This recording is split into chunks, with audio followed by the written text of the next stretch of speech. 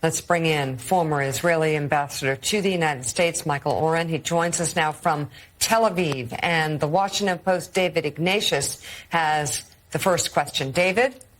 So, Ambassador Oren, I want to ask about one of Prime Minister Netanyahu's key statements, which is that Hamas in the campaign that's coming will be, in his words, crushed and eliminated. And I want to ask you what Israel envisions as the future governance in Gaza. You left Gaza nearly 20 years ago and were happy to get out. I assume Israel doesn't want to own Gaza again, but who, Mr. Ambassador, do you imagine running Gaza once Hamas is crushed? Good morning, David. Good to be with you. Good to see you. And Mika, Joe, good to see you too. Very tough time here, as you know. And just a word about the president's speech, if you would. At a time when all of Israel is in mourning, and we're all shocked and dismayed by people we know, families that have been wiped out, babies who've been, dismembered, decapitated, everything you could possibly, every horror, to have the president of the United States get up there and give a speech like that. And, I've been in this business, David, for a very long time, as you have. And I think you agree with me. I've never heard a speech like that in my life about a president of the United States for the people of Israel. And we're all standing in front of the television crying, frankly. And, we're all very grateful, really very, very grateful. It's a great question, David. And I'm not a spokesman for the government anymore. I'm not in office, but I would say this. It has always been an issue. Every time we've gone to war with Hamas, and this is now the 6th round, the same question comes up. Okay, you don't want to go back to the status quo ante where we're basically paying off Hamas with Qatari money and allowing workers to come in so that perhaps Hamas would have something to lose. About 20,000 Gazan workers were coming into Israel every day. It's a lot of money by certain Gaza standards, good salaries, social benefits. But apparently, Hamas does not operate according to that cost-benefit analysis. They have their own jihadist universe in which, killing babies and raping women is the most important thing they can do. And then the question is, okay, you go in and you rid Gaza of Hamas, and then Israel is left at the end holding the keys to Gaza, and you say, okay, who's going to take these keys? Are we going back to being a situation where, say, we're occupying the Gaza Strip and our soldiers are being killed every week? And we've been there. I've spent myself years as a soldier patrolling the alleys of Gaza. So we don't want to be there. I think the most important thing right now is for the government of Israel to engage in a very intimate and detailed conversation with our American allies, but also with our new Arab allies, with the Saudis, with whom we hope to make a peace soon, with the signatories of the Abraham Accords, about perhaps some type of international, highly Arab centric force who could take over from Gaza and oversee its reconstruction and oversee the building there of an alternative leadership, perhaps involving elements of the Palestinian Authority. I think that would be very important. But we have to think about this now, not in 2 months from now. So, Mr. Ambassador, that's a very helpful response, the clearest I've heard. I want to ask you to address what in some ways is the most vexing part of this situation ahead, which is how the Israeli Defense Force can go into Gaza and crush its adversary without killing the perhaps 150 hostages who were there. Just give us a sense of how the Israeli military is going to approach that really nightmarish problem. There's no end to the authority questions here, right, David? I mean, also there are about 2 million people, Palestinian civilians in Gaza. We have to deal with that issue as well. And yes, certainly we have no interest in hurting those civilians and certainly preserving the lives of our hostages, also American citizens, and how to do that. And, on a purely strategic level, it'd be the equivalent of, say, if on 9/11 Al-Qaeda had taken hostages, how would America treat that situation? Would it stop America from responding militarily to the attacks of 9/11? Israel has to respond. We have to defend ourselves. At the same time, we have to remember their lives are at stake here. And I know families of people whose children, whose loved ones are held hostage there. So it's intensely personal, this question. It's not abstract in any way. So what we have to do is we have special forces, as you know. This is their job. This is what they're trained to do. The greatest challenge will be to locate the position of the hostages. You may remember years ago with Gilad Shalit, one Israeli soldier who was taken captive back in 2010, and he was held prisoner for 5 years. We couldn't locate him. We didn't know. Hamas has this underground warren of headquarters and tunnels, very difficult. So that's going to be a huge challenge, an intelligence challenge. We have technologies now that we've developed for tunnel detection and knowing what's in the tunnels. We shared that technology with Homeland Security, and we'll use it. We'll use it to the best we can. So we have to counterbalance, on one hand, our tremendous need to defend ourselves against this horrendous this medieval barbaric threat. On the other hand, to take in consideration the lives of these hostages, every single one of whom is precious to us. Ambassador, good morning. Forgive me if I interrupt you. We're awaiting a joint news conference in Tel Aviv from Prime Minister Netanyahu and Secretary of State Blinken, so I may interrupt to jump into that. But you did mention the barbarism that we saw, especially in some of these kibbutzes near the border. And I know some of these stories are personal to you, including one of a family that was slaughtered, including their young children. Yes, it's Tamar Kedem Simantov. She grew up with my children. She's part of my community. She was in the Scouts there. She was in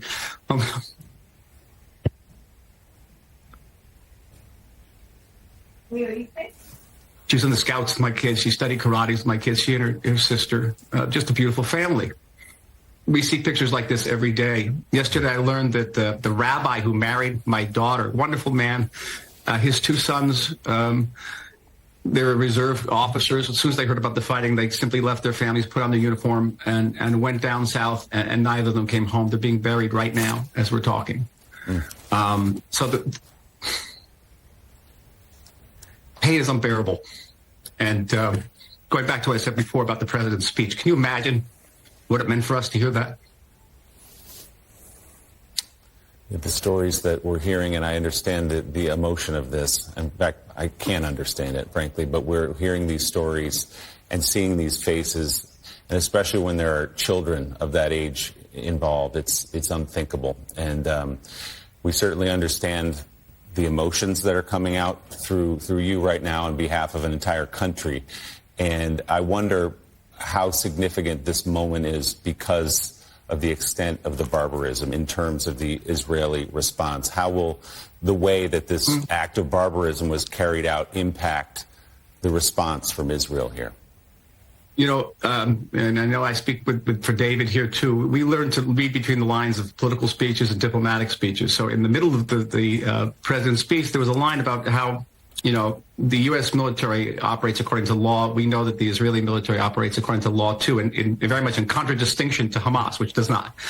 And what he was basically saying, I understood it, was that I'm going out on a limb here. I'm going up against a dysfunctional Congress. I'm going up against a bipartisan support for non-involvement in Middle East military entanglements. I'm doing all this. But you, Israel, help me to help you by making sure you limit to the greatest possible extent civilian casualties, collateral damage. I understood that clearly. And it's going to be a huge challenge, mentioned before, because we're going into a densely populated area, about 2 million Palestinians. The area is booby-trapped. It's mined. The distinction between Hamas people don't wear uniforms. It's very difficult to distinguish a civilian from a terrorist in these situations. I've been in them. I know how difficult this is. And Israel will take every possible measure to avoid that. We now, you know, the Air Force is operating. They drop leaflets. They send SMS texts. They do this knock-knock thing. It's a non-explosive missile that hits the top of a building and lets people in the building know that building may be targeted so they can all get out. That's really the best we can do at this point.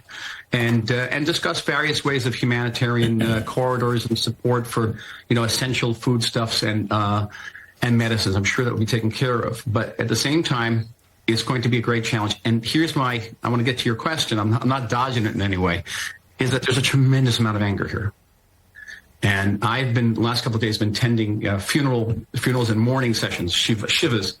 And I talked to the families, and many of them are saying, you know, we want vengeance. We're so angry. And it's going to be a big challenge for any society. Like if you remember what America was like on September 12th, 2001, that sense of anger. And we're going to have to control that the best we can in our soldiers. And so many of these soldiers, just like me, they've known people who have been massacred and taken hostage and dismembered and raped. And that is going to be a huge challenge for Israel as a society, as a member of the civilized world.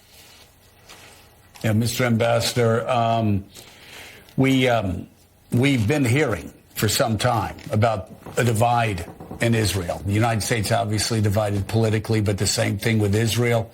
I have a friend, very close to members of the government, who's been warning me for about a year that the split between the professionals, the intel professionals, the secular, more secular military and intel leaders, and people around Benjamin Netanyahu, more orthodox leaders without the military and intel experience, was causing a great divide. Somebody put it to me 6 months ago like this: all of your pilots are secular, all of your mechanics are orthodox, ultra-orthodox. There's this divide, there's this split. We saw it in the protests over the Supreme Court. How much has that contributed to Netanyahu's government being caught off guard? How much has that contributed to the problems we've seen over the past week? And do you think this delicate framework will be put back together in a way to protect Israel moving forward? Well, clearly there's going to be investigations after this, and responsibility will be assigned. And my assumption is that no small amount of heads will roll here. And but it's too early for that. Right now, we have to focus on the emergency at hand and defending ourselves. Having said that, there are probably many sources for Hamas's attack and Iran's backing of it. Iran, Hamas, everyone in the Middle East saw our internal divisions. And as divisions over the judicial reform, my mother's 95 years old. She was a family therapist, and she used to say that the presenting problem is not the problem. So our presenting problem is the judicial issue. The government's very far-reaching judicial reform package, which I opposed.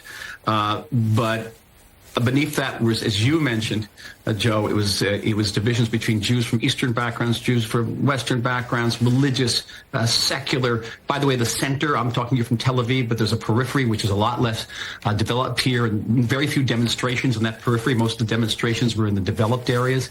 And the social, it was certainly a class issue as well. You're absolutely right. Multiple divisions. And people saw that weakness. They saw America's reluctance to get involved in further foreign entanglements, particularly in the Middle East.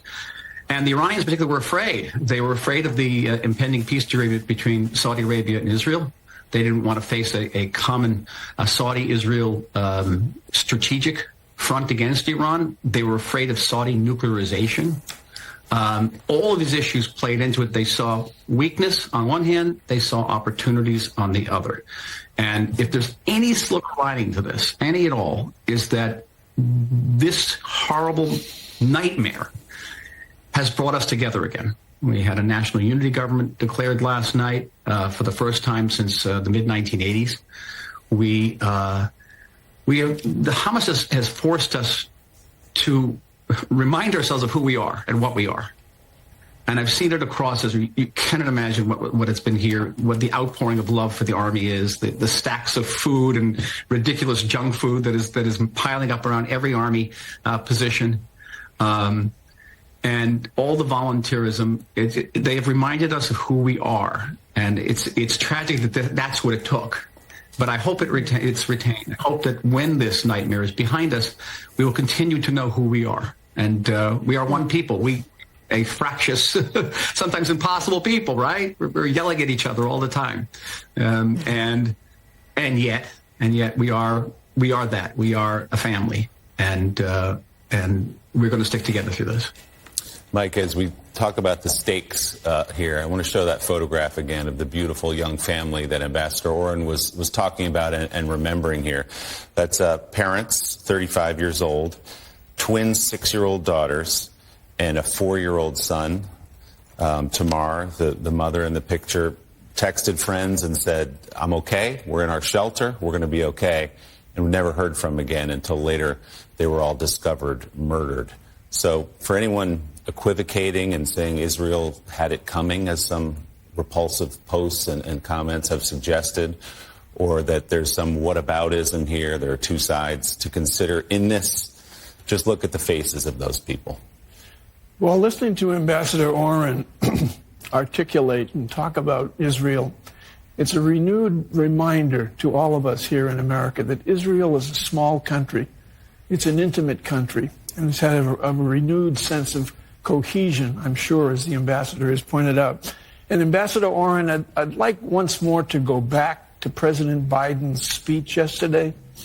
As you know, because you're intimately familiar with the American press, the American media, the way we cover things, there's an extraordinary focus on the president's age in some of the news reports that we read daily here in this country. Oh, we got to Mike, pause I'm sorry, Mike, I'm going to interrupt. You want to go to the joint news conference, Prime Minister Bibi Netanyahu and the American Secretary of State Antony Blinken, who has made a visit after the attacks over the weekend. Let's listen. All right, we're watching this happen live in Tel Aviv. That is Secretary of State Blinken, along with standing with Israel's Prime Minister Benjamin Netanyahu, saying that he comes to him as the Secretary of State, the United States of America, but also as a Jew and as a father, and talked a little bit about how difficult it is to comprehend the savagery of the Hamas terrorists. He made the link between Hamas and ISIS when it comes to the depravity of what has happened, and also talked about the echoes of history for the Jewish people. But finally, he praised the unity government that Netanyahu is putting together, and U.S. support, he says, is there. More is on the way, and as the situation evolves, more support will come to Israel. The U.S. will be there. Ambassador Oren, you had said that President Biden's remarks yesterday were remarkable. What do you make of what just happened there? Kind of speechless. I'm kind of speechless. You know, the diplomatic profession is a platitudinous profession.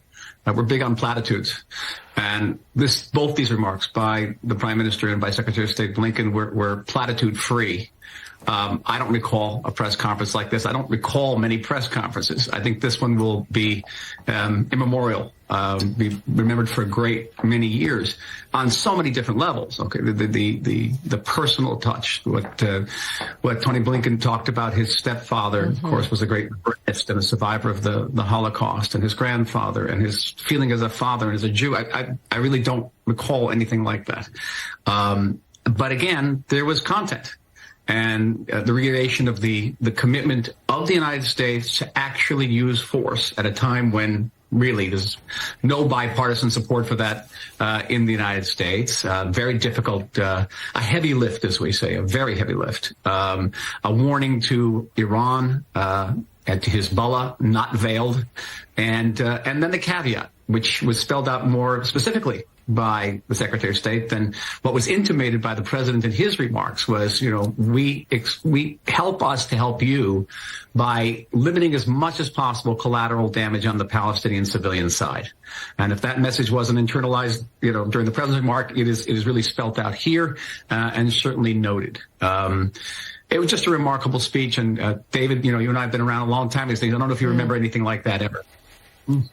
Yeah, David, let me ask you to respond. How unique was that speech, David Ignatius? I agree with Ambassador Oren. It was very powerful. Secretary Blinken spoke with the very best and clearest American voice, the voice of moral clarity.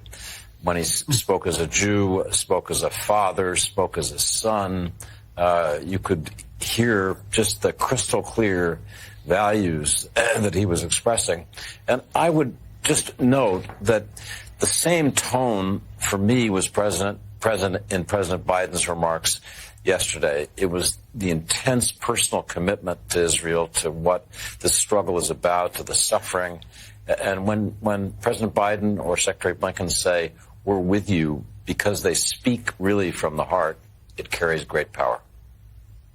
David Ignatius, thank you. Former Israeli ambassador to the United States, Michael Oren, thank you as well. We appreciate your coming on. And Willie. Thank you, gentlemen. Joining us now.